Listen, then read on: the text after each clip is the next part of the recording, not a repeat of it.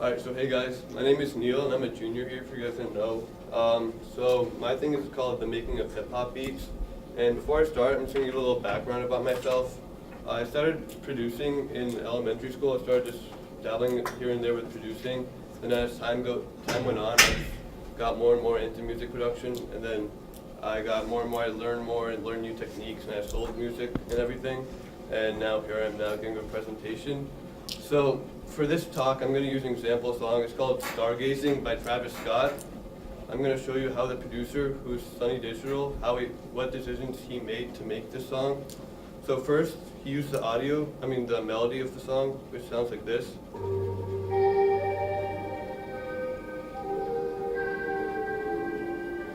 So for the first part of the song, he used that same melody just on loop over and over again. And that by itself just sounds fine, but it gets kind of boring after a while, so that's why he needed to add drums. So before I start to add drums, let me go over some basic terminology. So first, he had a kick, which sounds like this. So that's like that iconic punch sound that you hear whenever a beat drops in a beat, then it's probably because the kick drops. Then you have the snare. Then you have a clap. Then you have another snare.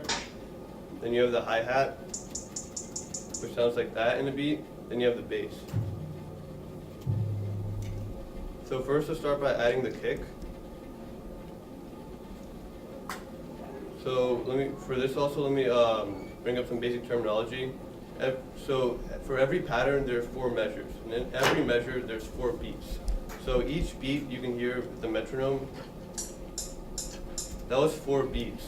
So he used that structure of a 4-beat measure to make this kick pattern. So using the metronome, let's make the kick pattern that Sunny Digital used for the song.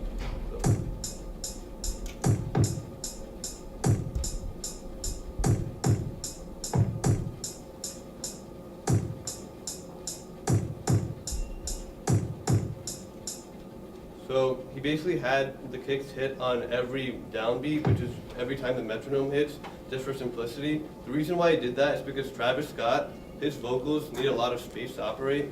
He has a very unique vocal style, and that needs a lot of space to operate. So Sunny Digital really laid back on the beat to give Travis Scott a lot of space to do his thing.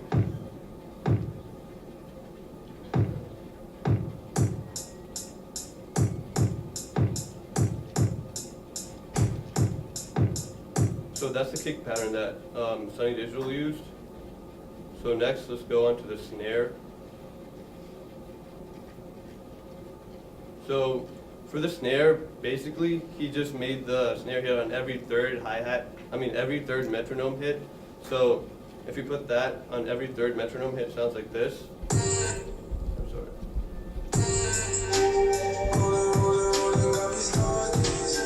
So that's also pretty simple. It also gives Travis Scott a lot of room to operate. Let's hear how that sounds without the vocals.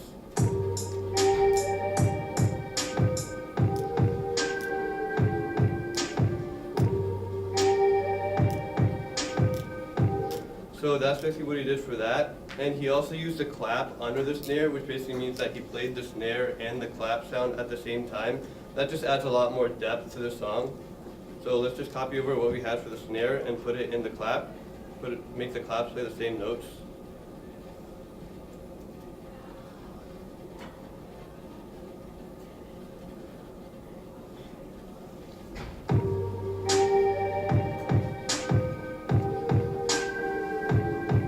So it's kind of hard to tell the difference, but it does add a little more depth to the song. So that sounds fine on its own, but after a while that gets boring too. So let's add some hi-hats to that. So what Sunny Digital did, he just had hi-hats, 8 hi-hats per measure, which means for every metronome hit, he had 2 hi-hats. So it sounds like this.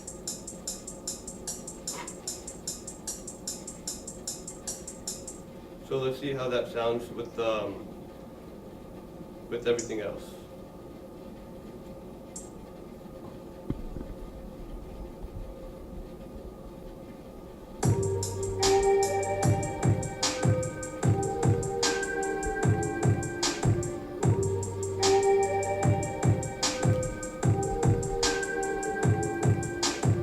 So now, after that, he added an open hi-hat sound, which sounds like this. which is the iconic pause sound that you hear in this song. So let's add that.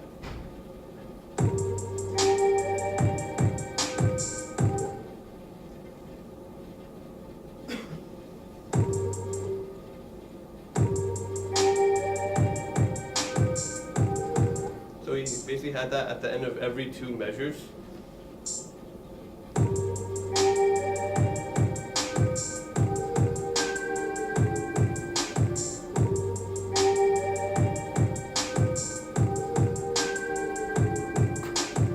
So that is basically the beat, but without the bass. And the bass really adds the low end frequencies, so just makes it sound more full, because without the bass, there's something missing.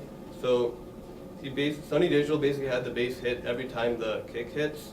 So let's just copy over what the kick pattern and put it in the bass.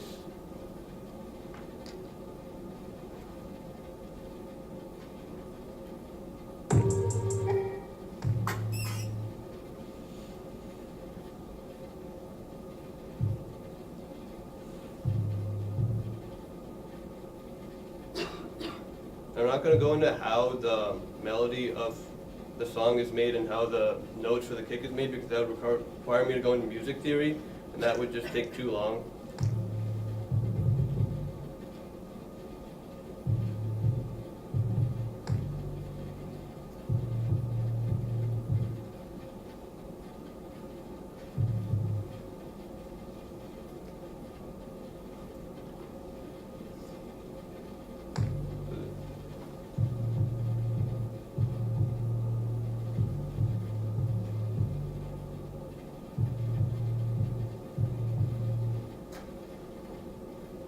So this is how the bass pattern sounded on that song.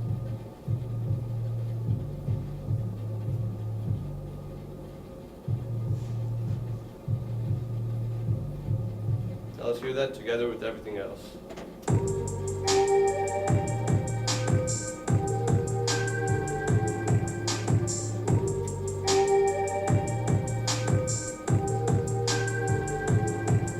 So that sounds pretty much like the actual beat. So now let's hear that with the vocals.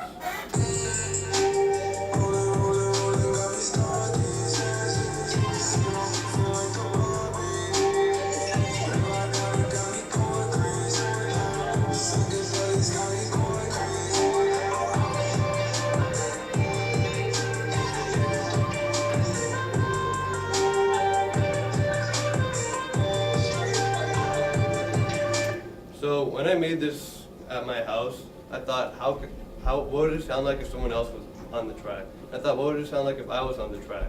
Because I thought this beat was fine and all, it fits with the vocals and all. I thought it got kind of boring after a while.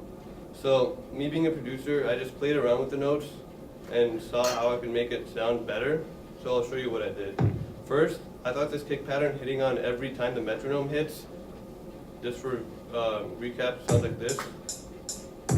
So basically every time the metronome hits, the kick hits, which is fine, but that also gets kind of boring after a while. So I thought I would just switch that up a bit. So let's add some more kicks in other places.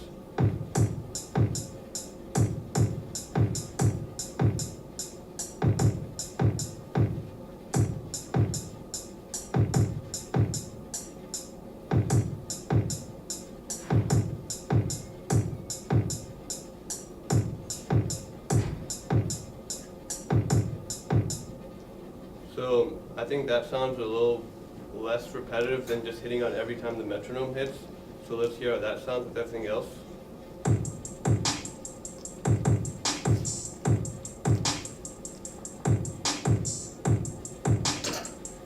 So now I want to switch up the clap sound. That also hits every third beat. Every third beat. So it sounds like this.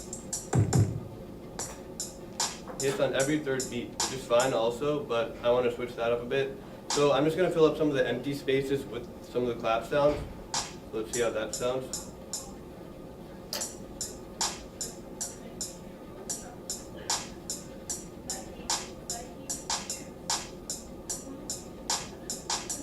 So I just filled up some of the empty spaces with the claps. Let's see how that sounds together.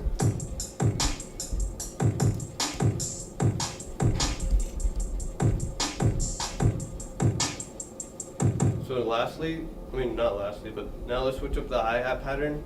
this hits every eighth note, so basically 8 times the measure. That also gets boring after a while, so let's see what would happen if I add some rolls and stuff like that. So.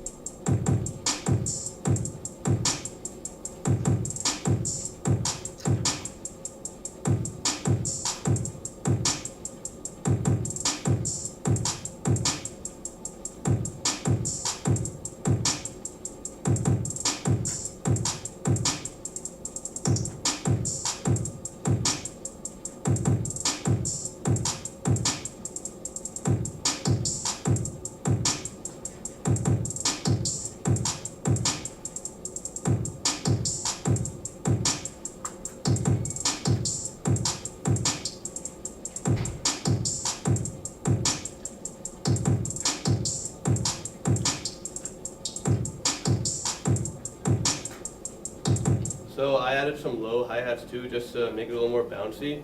So next, let's change up the open hat pattern.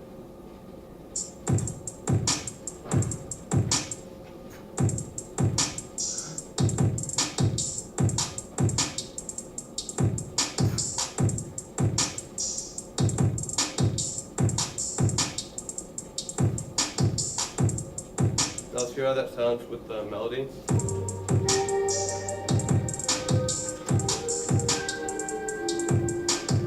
So I thought that would make for a more interesting beat. So that's the same process I used when I did that same thing at home. So now let's hear that. So I arranged the new patterns and everything with the melody and the vocals. And when I was making this, I thought, what could I change to the melody? So what I did, I had the original melody, which sounds like this.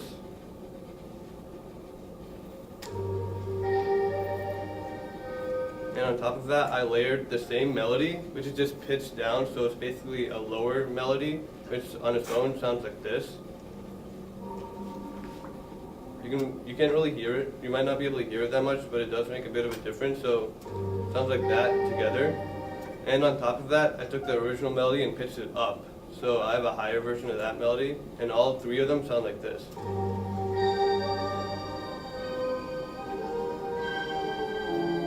And I played around with the vocals a little bit, so here and there I scattered a little high-pitched and low-pitched vocals of Travis Scott. And together, let me just play it.